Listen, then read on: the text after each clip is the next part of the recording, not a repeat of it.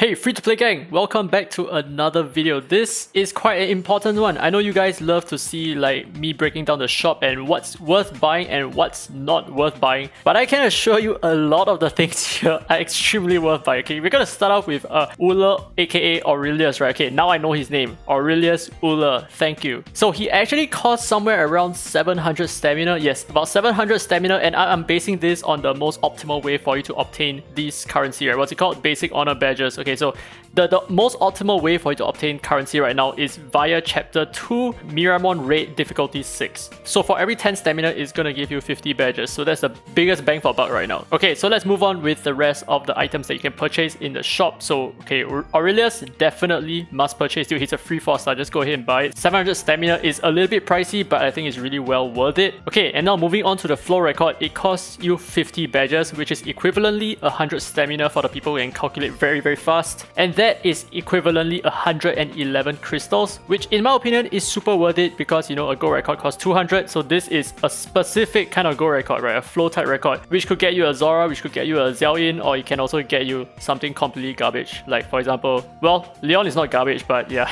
you might get a Leon. And then next we have the gold record, which is slightly cheaper. To get 400 badges, you need to spend 80 stamina, which is equivalently 89 crystals. That is super cheap. That is less than half the price of a typical gold record. Definitely go for it. But this one, Epic Abilimon, as you can see, I bought all 3 copies of it immediately. This is the biggest bang for buck among everything that you're seeing over here. So for just 40 staminas worth of farming, you're able to obtain Epic Abilimons at the cost of about 44 crystals, which is insane. This is an insane value. This is the best value over here. In my opinion, this is almost a 90% deal. This is incredible value. And then next we have the Epic Starimon, which costs the same as Epic Abilimon, but it's definitely not worth the same as an Epic Abilimon, that's for sure. But this has also tremendous value. So this is essentially worth about 133 crystals per pop, but you're only getting it at like 30% of the cost, which is about 44 crystals. And then now moving on to the relic bonus, this is going to cost you 80 stamina. It's probably one of the things that you don't want to prioritize, even though it's super well worth the value, but you do not want to prioritize it until like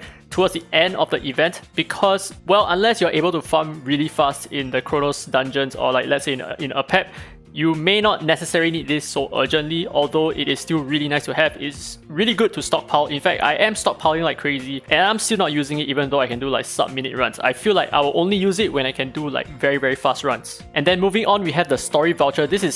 I think this is garbage, I don't know, used to unlock past unread event stories in the Atlas. So basically, if you just started the game, you can use this to unlock the story of like the previous Oli event, which in my opinion, unless you are really crazy about the story, this is worth it. If not, it's probably not worth all that much. And finally, we have the Hunter's Blind Box Divinity. Now, this costs you 100 badges, which is 20 stamina, which is also 22 crystals per pop. But the thing is, I think it is not that bad.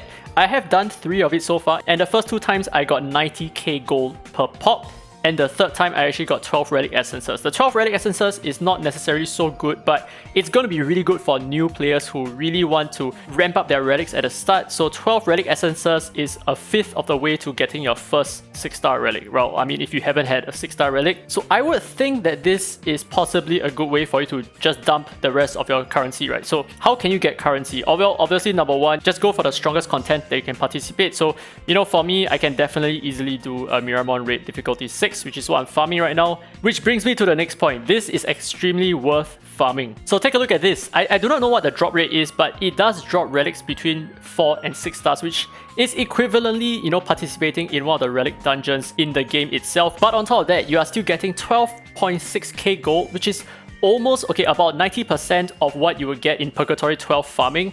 And at the same time, you're going to get advanced experiments at the same time. So this is a lot compiled into one. They're making this super good value. This Miramon raid is extremely good value, and I have not even started talking about the random wave that is dropping as well. You even have a probability of getting elite waves from this. You're basically clearing so many content by doing these event stages. This is extremely good value, and I cannot stress it enough. So unfortunately, what stresses me out a little bit is that I really want to clear this for several reasons, okay? Something else is not mentioned here as well. It does drop something else. What stresses me out is that I really want to dump all my stamina into Miramon raids right now because it has the biggest bang for buck. But at the same time, I also want to do my Desolate lands because there is a 50% stamina cost, right? So I might actually suggest that you focus more of your stamina right now into doing the event and grinding out the event because of this. So take a look at this. This is the commission. I'm not actually sure how high your merit level can go. I tried searching around here, it doesn't actually state what the maximum level is, but as you can see, this is one way for you to get more of this boost crystal currency, right? Which means that every single hour you're going to get 6 of it, and that is needed to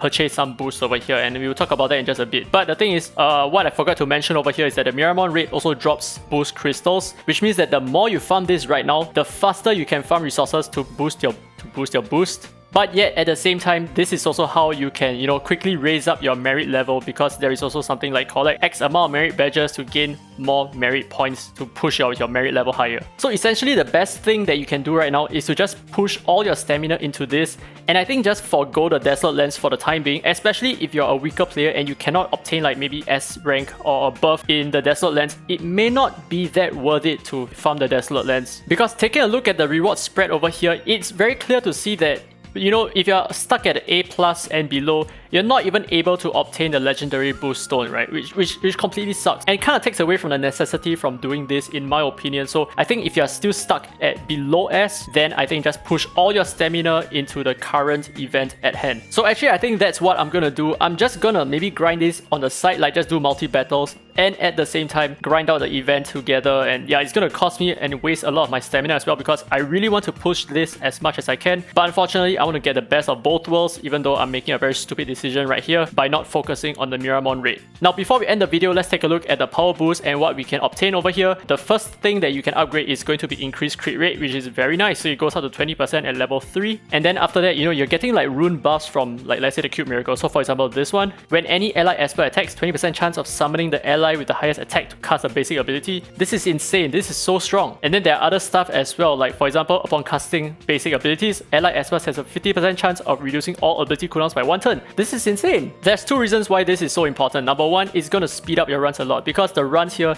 take way too much time. And secondly, this is also going to make it a little bit easier for some of you guys who are not actually able to farm this yet to be able to farm this. So hopefully you guys enjoyed the video. If you did, don't forget to leave a thumbs up. It really helps the channel, and subscribe for more Dislyte content. Now with that said, this has been Daddy Free to Play, and as always, I will see you in the next video.